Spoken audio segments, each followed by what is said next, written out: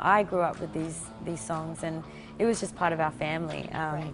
Charlie Pride, Patsy Cline, crazy, crazy for feeling so lonely.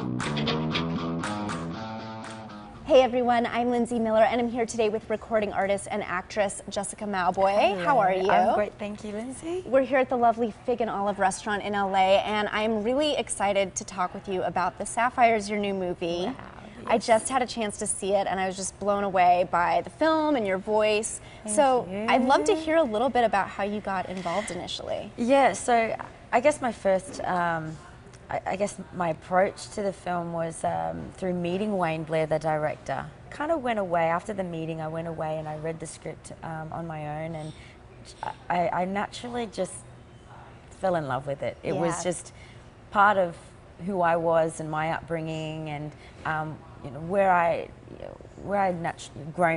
grew up really, and you know, part of my family story. It was something that I felt passionate about. Well, did you feel like you kind of had to convince them to let you take on this Yeah, role? I 'Cause did. it's only your second film, right? Yeah, second film. My first feature film, an Aboriginal Australian musical called Briny Day. Yeah. I definitely had to step up my game there. Right. You know, like Wayne, you know, when he said that I had to really work hard, he wasn't joking. Exactly. You know, They and put you through it. it was a bit of pressure, but I think I told him I worked better in that way. So tell me about this movie, because for people that aren't familiar yet, it's such an amazing, unique blend of history and romance and music. So how do you kind of describe it to people? Yeah, well, you know, it's yes, I will tell you a little bit about it. I'll give you a brief. About 4 Aboriginal women.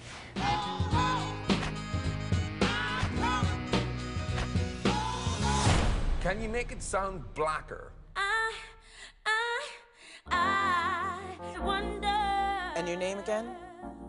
We're the Sapphires. And they get this opportunity to you know, they enter this competition. They meet this guy who becomes their manager, who takes them from singing country music to soul music.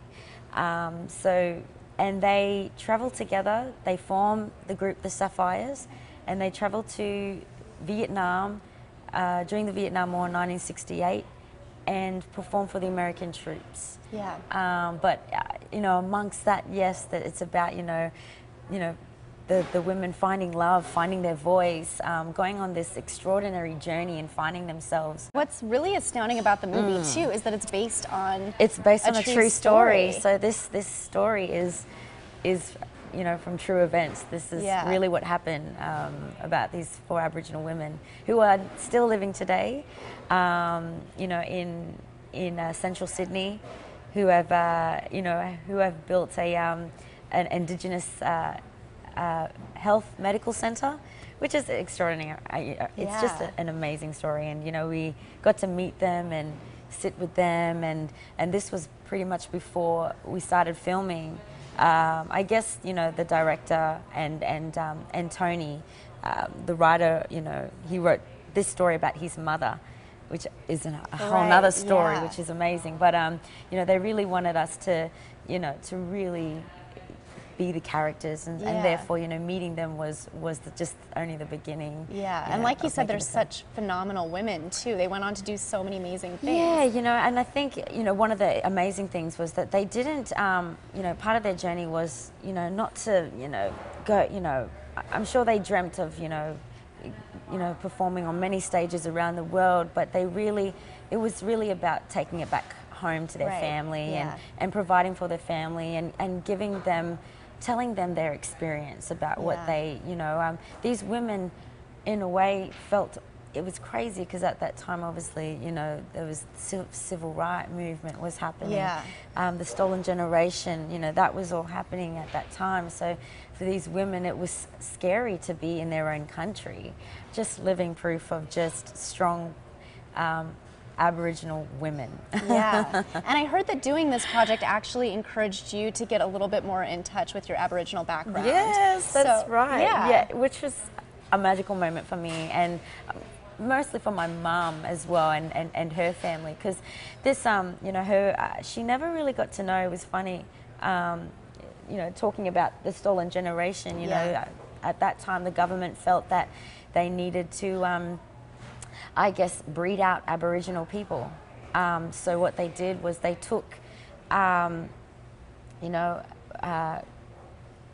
women, I mean, young children from, you know, their Aboriginal families that had, you know, just because they were lighter skinned, put them in white homes, taught them white ways, and broke, you know, that Aboriginal culture up. So it's pretty sad, and that's kind of like my mother's story. Although she was not taken away, but a lot of her family, a lot of her cousins were.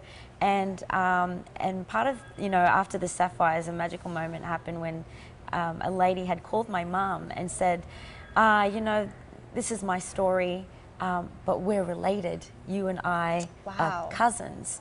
And you have a bigger family here that I've found. And, you know, we had a family reunion. It was such an emotional roller coaster. It was just... I can imagine. Yeah, it was like you know, my mum found her family. And the very funny Chris O'Dowd plays your manager in this movie. Oh, very funny guy. That fella, he is so, such a witty and, you know, he's really quick on his, you know, his words. We had our first meet and greet in Albury, in Melbourne, Victoria. And he literally just got off the plane, and we had our first script reading together at a round table. So it was quite formal, but he made it so much fun. It was like we'd known each other for ages, and, you know, like we were family already. It was an instant click. It sounds like, too, you kind of share a little bit of background with your character, Julie. You grew up kind of singing country western music. Yeah. But what was it like to tackle these soul songs, which, I mean, every song in this movie just hits you right in the heart, you know? Yeah, it was it was massive pressure, I think, you know, in terms of this kind of music. I mean, it's such worldly. Everyone knows these songs. Everyone is very familiar, grew up with them. I grew up with these songs, and it was just part of our family. Charlie Pride, Patsy Cline, crazy, crazy for feeling so lonely.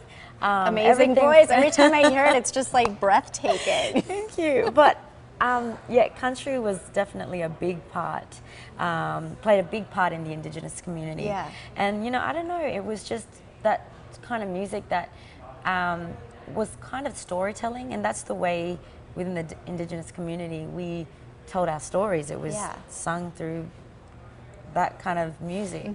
Have any of those songs or the sound of that time now influenced the stuff you're working on for your next album? Absolutely. Really? I remember straight off the back of doing the film, I came out and I was ready to go back into the studio to write my third album, which I'm currently doing still at the moment.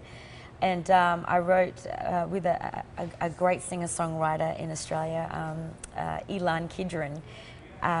He's from a band called the Potbellies, and together we, you know, I kind of influenced him. I was like, you know, I just done this great movie, told him all about it, and I want to write a song about it. And you know, it was a song called Gotcha. Gotcha came out, and it did pretty well within Australia. But it was the theme song. It became the theme song of for the Australian version, of the Sapphires. Love that. Yeah, I know the Sapphires is opening this weekend. That's got to be really exciting for you. Yeah, you know, well, it's been a bit of a journey now. With the, you know, I've lived with the film for about a year, 2 years really. I mean, making the film, and then touring with the film last year. So you know, we started off in Cannes at the film festival and got an amazing 10-minute standing ovation there, which you know, I'd never seen in my life. It was that's rare too. You know, world critics, like journalists were there. So for me, that was really you know, overwhelming, and yeah, it was scary for me. We started off really small, and you know, we were only thinking about our country and Australia in terms of really educating them, you know, on this, you know, amazing story, and all of a sudden it's kind of just gone globally. So it really, you know, we're very fortunate, and we're so humbled, you know, that it kind of speaks to everyone around the world. You know, everyone has their story, you know, and you know, we're giving everyone a bit of a, you know, ours. Can't wait for everyone to watch it, and hopefully you love it as we have, and yeah. And so many people around the world already have. Yeah. Well, thank you so much, Jessica. It was great talking with you today. Such a pleasure, thank you. And be sure to check out The Sapphires when it hits theaters this Friday, March 22nd.